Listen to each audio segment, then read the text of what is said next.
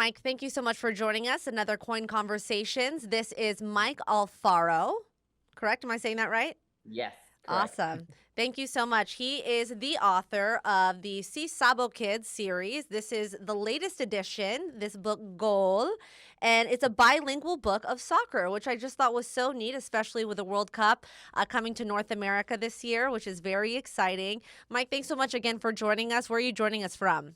I'm from Los Angeles right now. Yeah. From Los Angeles. Very, very exciting. So I want to start talking about the World Cup. This is really what I thought of when I first saw the book.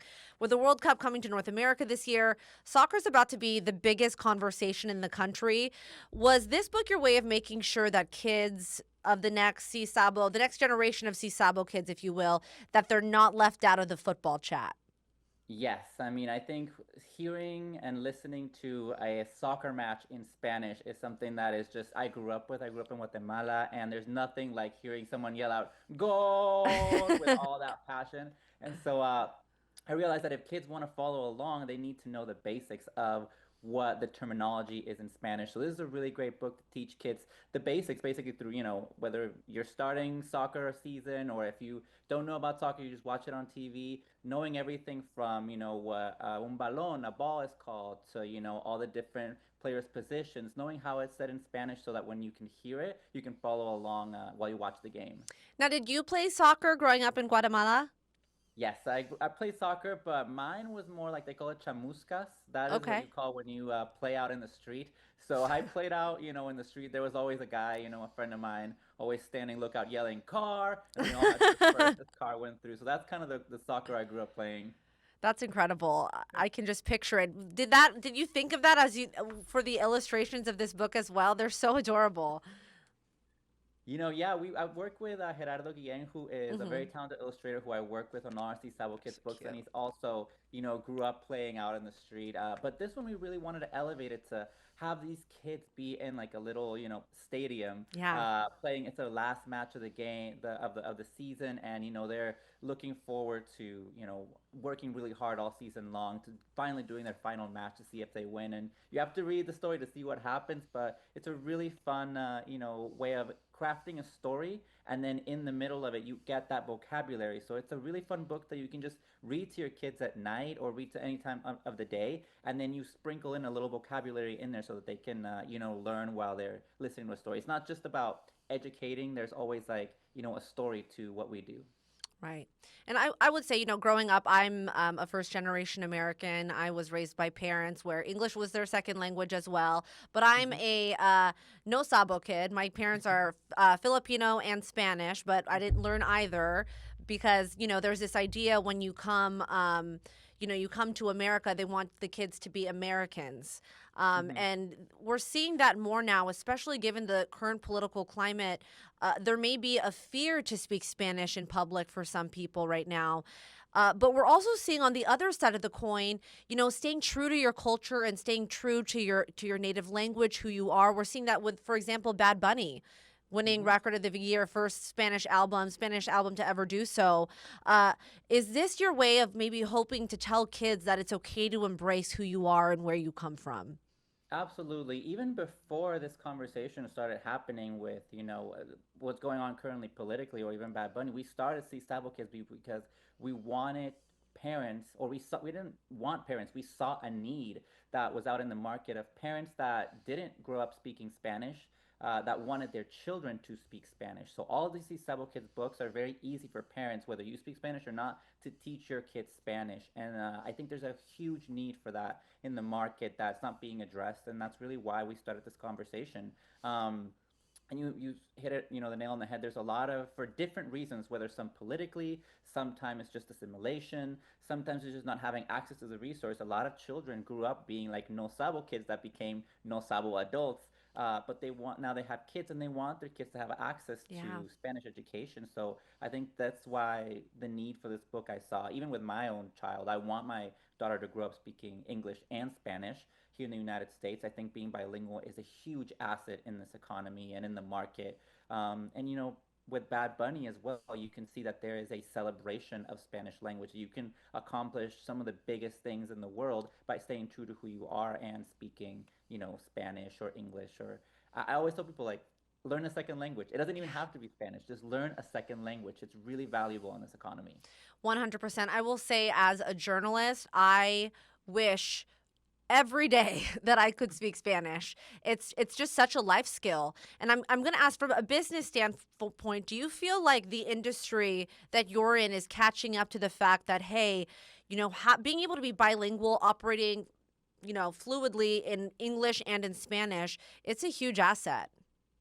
Yes, I mean, the United States is the second largest Spanish speaking country in the entire world. I mean, there's more people that speak Spanish here in the United States, just here in California, than there are people that speak Spanish in my home country of Guatemala. So the market is huge and it is very untapped, I think, in terms of creating products that are for this generation of new Latinos. And so that's why I want to be able to bring that, whether it's with Sisabo Kids or previous work that I did, with Millennial Loteria, which is a previous project that I did that's very Spanglish. I want to represent Latino culture in a modern, fun way, and I think parents are out there looking for these types of timely stories and timely resources that can really help them in their bilingual education for their children and for them as well. A lot of parents Yeah. are like, "I'm learning Spanish through your books." Right. No, for sure. I mean, I was reading through it. I'm like, okay, that's how you say that. I love it. This is book number 12 in the Sisabo series, right? Did you ever think when you started this that it would grow to this size and that, like, there'd be an entire library for families to, like, reclaim their native tongue? It's incredible. No, I mean, we're not stopping. We are just continuing to create books, and I'm really doing it for my daughter. As she grows up, I'm sort of evolving, like what kind of book does she need next? What are the different skills that she's gonna need in her bilingual education? And I'm seeing out there that if I don't see it in the market, I'm gonna create it. And I think that's why our series have just been able to keep going. We have obviously this gold book, but before this, we released one called "How Do You Roll Your R's," which is a sound book that teaches kids how to roll their R's. And my That's daughter's three cool. years old and she's being like, ferrocarril, arriba. And she's doing it exactly because it's that neat. I mean, I remember going online and searching how do you roll your R's and realizing that there's not a book that teaches you or Wow. anything that teaches you how to do one of the hardest things that there is in learning Spanish. And so I just decided to create it, and that's a really successful book in our series. And just want to keep following up with resources and things that help children learn this amazing, beautiful language.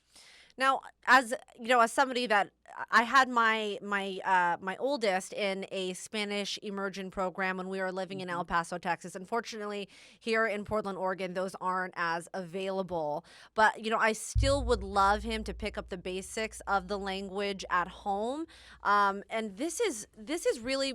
I just want to let all of our viewers know it's so much like the immersion programs they'll have in school because it has the first line in English and then reinforces it in Spanish underneath, which is exactly how you teach them the language, which is awesome.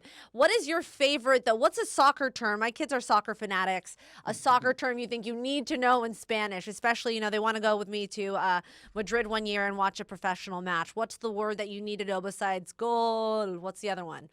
I think it's really funny. If your child thinks that tacos de fútbol is something you eat instead of something that you put on your feet to play, then I think you need this book. I always tell people like tacos de fútbol is just it's like the soccer pizza. Like it's a funny way that kids can confuse because everybody kind of knows what a taco is, and then you get Right. tacos de fútbol and like what is that? So it's always that's one of the funny things that I wanted to put in there.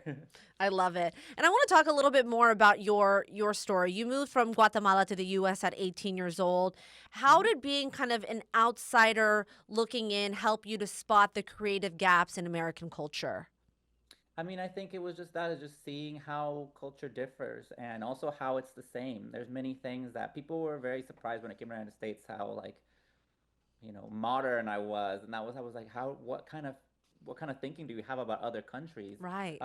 And people would ask me like, did you have internet growing up? And I was like, yeah, of course I had internet, So I wanted to showcase that Latino culture and Latinos were modern, we're cool, we're Mhm. funny. And that's what I've been able to do, not just, on my work, but on social media as well. I have a huge following that has been with me for a long time now.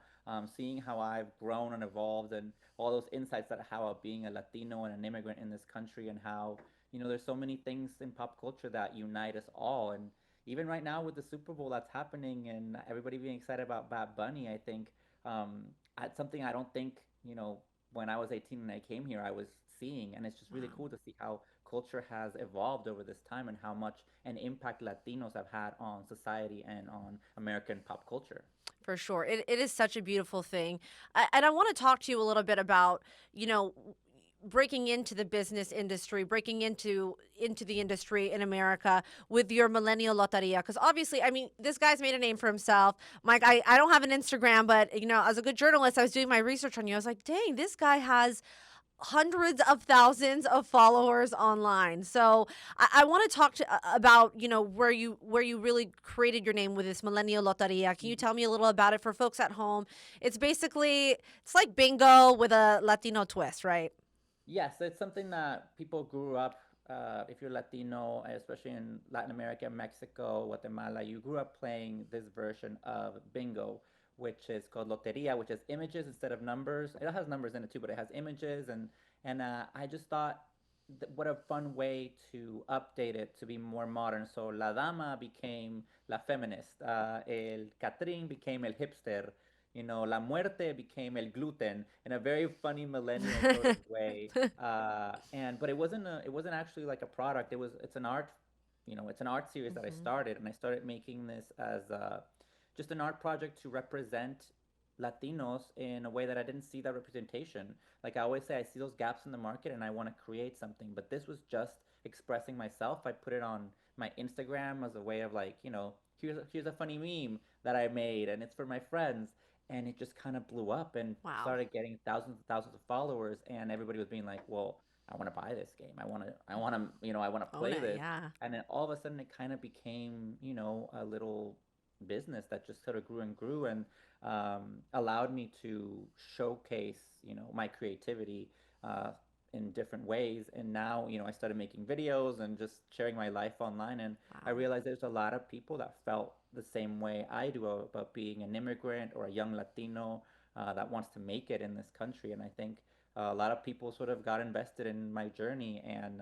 they got inspired to also create their own products or do their own thing. Or I always tell business owners, if you have a business and you are online, put yourself in the camera. People don't just want to hear about your products, they want to hear about you, about who created it. They want to hear your struggles. They want to hear about, your wins and celebrate you. And that's a really important thing for, I think, a lot of entrepreneurs and business owners out there, that you have to be visible for people to care about you and your products. For sure. Yeah. Your enthusiasm about what you're doing is definitely captured in your social media presence. I love it.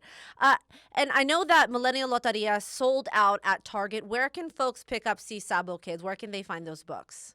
They can shop anywhere that books are sold. In your local bookstores, there's hundreds of Latino-owned bookstores that carry our books. So please shop small. But you can also find us online on Amazon, anywhere that you can find books. You can also find us at csabokids.com, or just follow us on social media to get direct links. I have, like, sometimes in my uh, post, I'd be like, leave a comment and I'll send you a direct link to your DM. So it's easy to find us anywhere. Just Google C Sabo Kids and you can see all of our different books and games and also sticker sets that we have. So different ways of educating your kids. We have a fun way to do it. I love it. Thank you. And then, Mike, to close out the interview, I wanted to ask you to speak directly to kids out there, Latino kids, any kids that feel different, that maybe because the current political climate feel like they can't be themselves or they're ashamed to be themselves. What is your message to them? I think everybody feels a certain way growing up. There's certain insecurities that people have. And it's important to really be true to yourself. The moment I really started succeeding in this life and here in this country was when I realized that what made me different from other people is what made me special.